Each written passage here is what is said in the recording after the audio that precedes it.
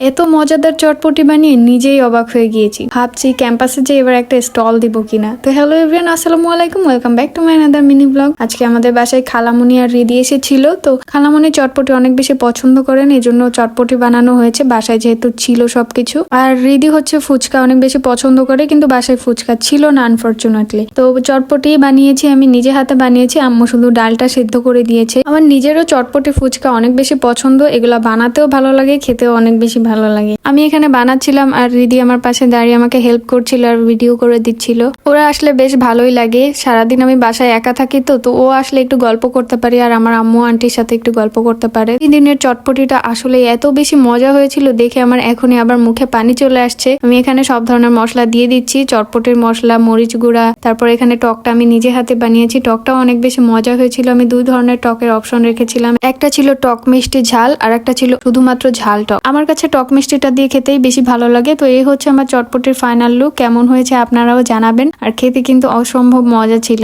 আজকে এই পর্যন্তই, সবাই ভালো থাকবেন, সুস্থ থাকবেন, আল্লাহ হাফেজ।